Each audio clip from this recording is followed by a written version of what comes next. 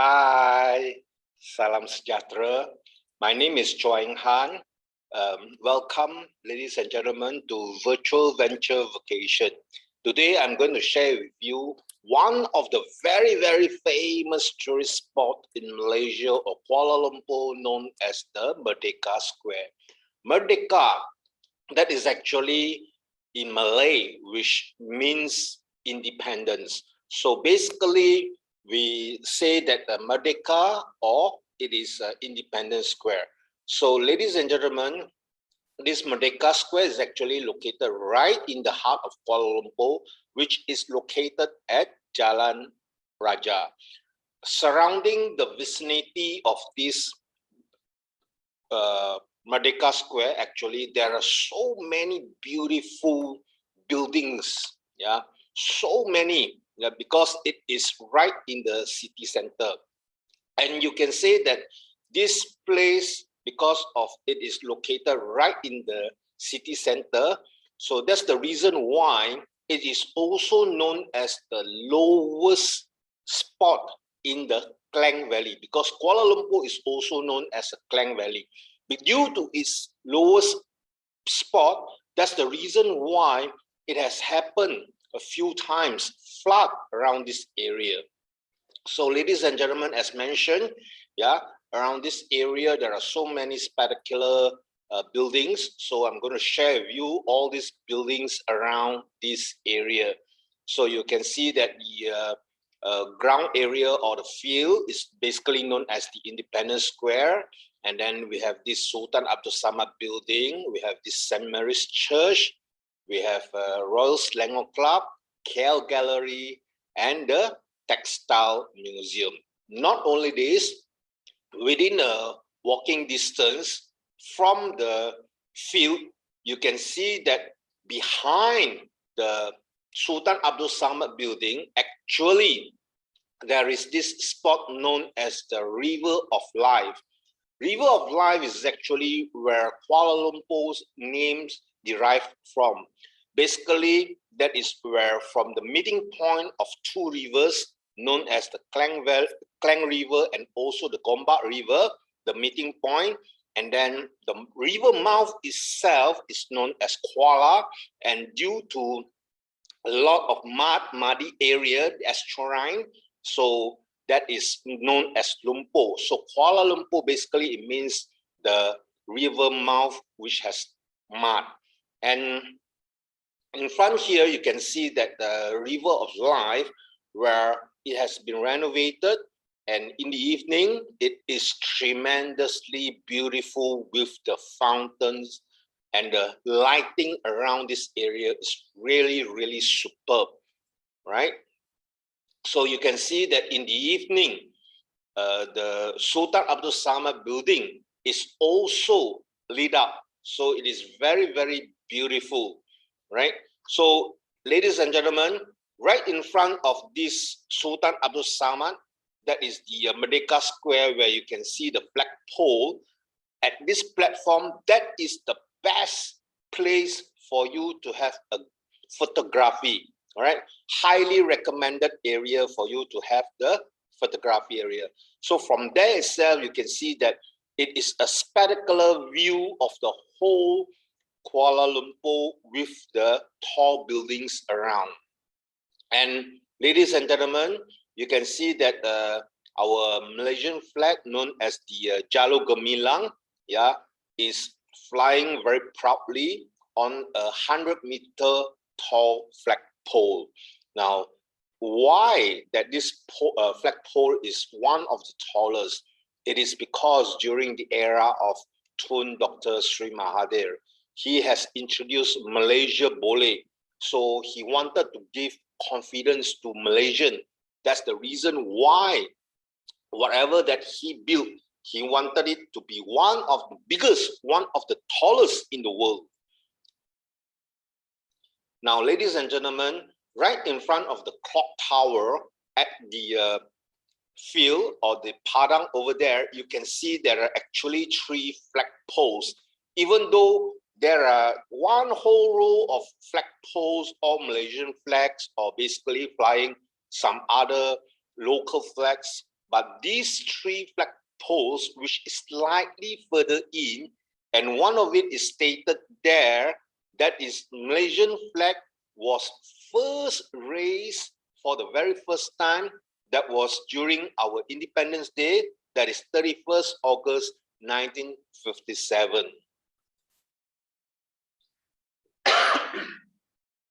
So not far from there, you can see a fountain. Actually, this fountain was known as Victoria Fountain. And this Victoria Fountain was supposedly to have a remembrance of Queen Victoria. Yeah, but I researched in the Wikipedia initially that this fountain supposedly they wanted to locate it in the central market, but the police didn't allow that this fountain to be located there because of afraid of this traffic jam. So finally they decided to relocate it at the Dataran Merdeka. I was told also that actually this fountain served another purpose. That was very long time ago when there were not so many vehicles, where basically people still riding on horses. This area is where the horses will rest and also drink the water from the fountain. And at this Padang Merdeka itself, you can see there are actually 6 photos of our former prime ministers, starting from the left, our very first Tunku Abdul Rahman, and until the previous prime minister, that was the Dato Sri Najib. And ladies and gentlemen, you can see that the most spectacular building of all actually is the Sultan Abdul Samad building. Yeah, and this building itself, this area was actually, this land was actually owned by Yap Aloy, and in fact the whole area was actually about 1 acre. Yeah, about 1 acre big, and the British bought from Yap Aloy. Can you imagine, during the time that was basically in 1895, they bought this land for only 50 straight dollars. That was as reported in Wikipedia too. Yeah, so this building was actually designed by A.C. Norman. Yeah, and it took 3 years to build and completed in the year 1897. Actually, the whole construction was actually built by the Chinese contractor. And you can see that they use about 152,000 straight dollars. Of course, during those days, one straight dollars could be equivalent to 1,000 ringgit. So in order to build this building right now, I believe it could easily cost maybe 152 million ringgit. Yeah, and they used up 4 million bricks to build the whole building. Due to using so many bricks, that's the reason why there is one place in Kuala Lumpur known as brick fields. Just because of wanted to build this building, they make a factory to actually produce the bricks. So basically, that is the place known as the brick fields, or the Little India of Kuala Lumpur. So this building was built for the purpose of Federated Malay States Administration Center, or basically the British use it as a British government office, basically. And you can see that the design actually comprised of the Indo-Saracenic, Moorish, Islamic, Neo-Mughal. What are they actually? So if you see at this photo over here, Indo-Saracenic design is actually meant for ventilation and lighting purposes. And you can see that there are so many arches around. Exactly, it is the same, just like the Sultan Abdul Samad building. And the Taj Mahal was actually of the New Mughal design, or basically known as the North India design. So there is certain influence of the Northern Indian design for the Sultan Abdul Samad building as well. And lastly, of course, the Moorish Islamic design, are also known as the Western Islamic architecture. So ladies and gentlemen, basically, if you look at this building, is actually where the East meets West. Is a very, very unique building, and it has the Islamic elements. So Islamic element, one of the very, very unique part of it is where it is symmetry design. So can you just imagine right in front here, such a huge building, and it is symmetry in design. And basically you can see that as mentioned earlier on, there are so many arches around in the building.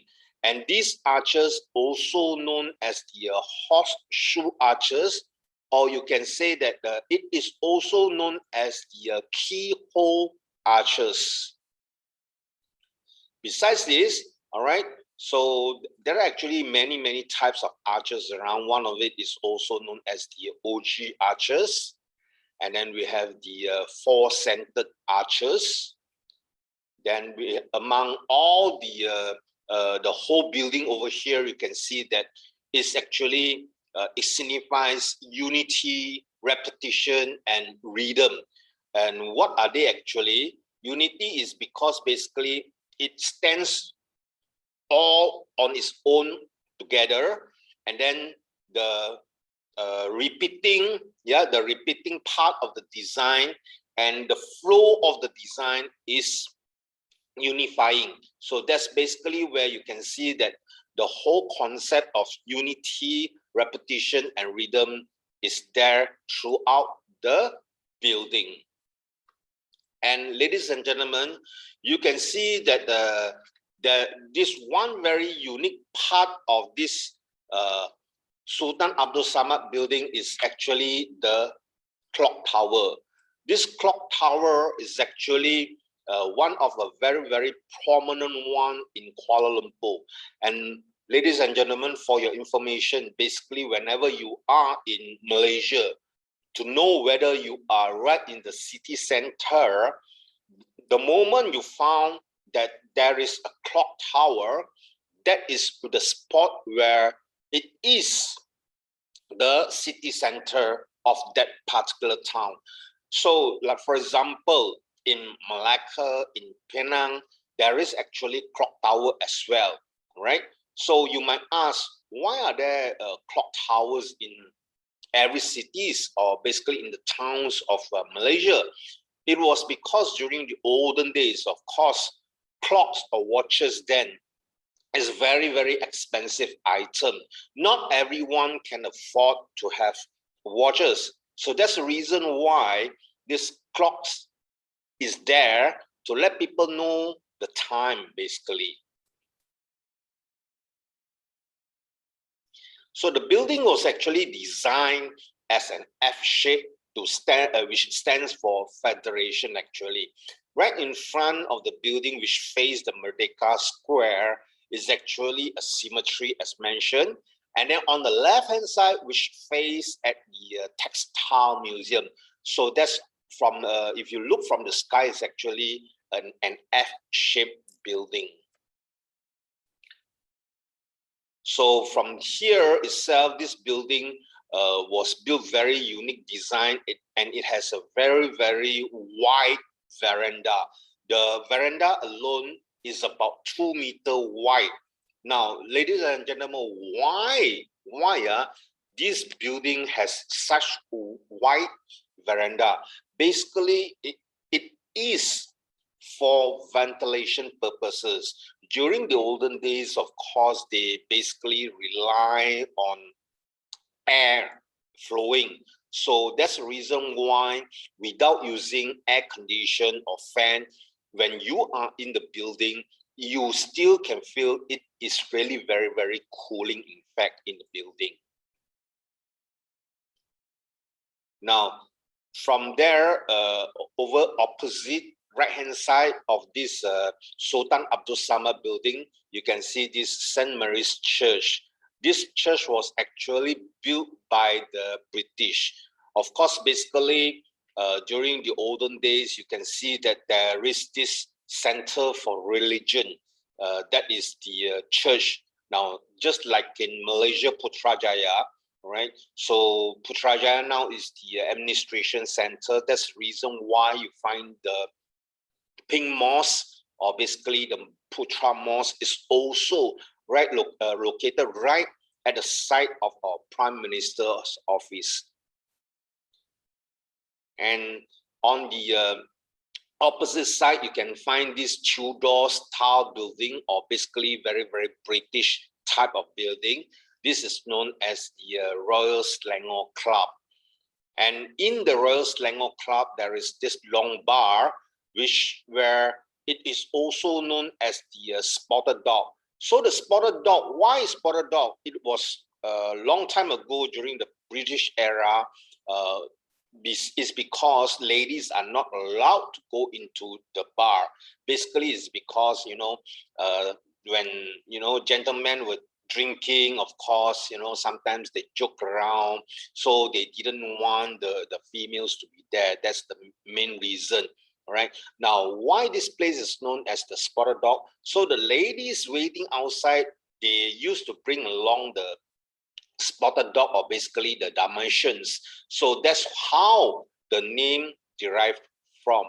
Another story states that it's because long time ago, this Royal Selangor Club, the logo of this Royal Selangor Club actually consists of a leopard. And this leopard, the icon, looks like a spotted dog. So that's the reason why this area is known as the Spotted Dog area. And due to it is a drinking place, of course, the British also founded the Hash House Harriers Club from this area too. Yeah. So from history, of course, Kuala Lumpur Hash House Harriers is one of the earliest association or clubs, basically for networking. It was set up so much earlier. Then one of a very iconic and a very, very highly recommended place for you to visit is actually the Kuala Lumpur City Gallery. This Kuala Lumpur City Gallery is actually where you'll find on the right-hand side, that is the I Love KL, where you have to queue up in order for you to have a good photo of this iconic spot. And then for the ticket price is actually 10 ringgit, and then this place is actually open right up to 6:30 in the evening. All right. So basically, this Kuala Lumpur City Gallery showcases, or basically exhibits, miniature parts of the whole Kuala Lumpur city, the main iconic buildings. And ladies and gentlemen, this is the old Chartered Bank building. This old Chartered Bank building was used once as a museum and also a restaurant before. Due to it was an old Chartered Bank, can you imagine that there was once flood happened in this area, and all the money, it was wet then. So in order for them to dry up the money, they were actually drying the money at the field right in front of this Merdeka Square. So that's the reason why this field is also known as the Million Field. And then opposite this building, there is this textile museum. If you have the time, of course, it is also recommended for you to visit this textile. Basically, in Malaysia, there are three very, very well-known textile. One of it is batik. So you can see the dress that I'm wearing is actually a batik. All right. And then we have the songket and also the Puah Kumbu. The Puah Kumbu is actually one of the very, very famous textile in Sarawak.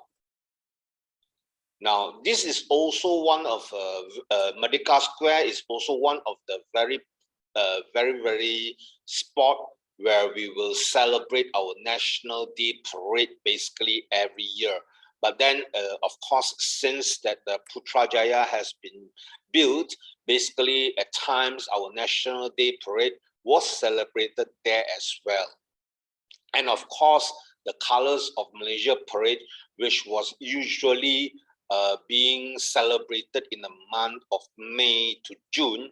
So this is one of a very highly recommended Malaysia parade where there are a lot of various races of Malaysia having a parade, having their traditional dance, having their traditional costumes, where they are having parade to welcome the tourists to Malaysia. Now, of course, there are a lot of people also ask me what is the best time to visit this Dataran Merdeka. I will highly recommend that you visit this place at 5 in the evening. So why 5 o'clock in the evening? Basically, of course, start from that time, it's not that hot anymore. And then, of course, after photography and also after visiting the KL Gallery and also the Textile Museum, that is where you can move forward to the River of Life, because in the evening, basically where you can see the sunset starts usually at about 6:45 right up to 7:15, and by 7:30 in the evening you can see the whole Kuala Lumpur is basically dark. So that's where the River of Life is being lit up, and then you can see this Sultan Abdul Samad building is also lit up. So that is a very, very good photography place for you again. All right. So ladies and gentlemen, I hope that you have enjoyed this virtual tour. Of course, as usual, if you have friends or relatives who will want to visit Malaysia, or you have any inquiries, yeah, please write to me at my email, or you can always WhatsApp to me at this number 012-373-0036. And then of course, I will appreciate very much if you like to click link and also subscribe to my channel and share this channel to your friends and relatives. Thank you very much, ladies and gentlemen. Goodbye.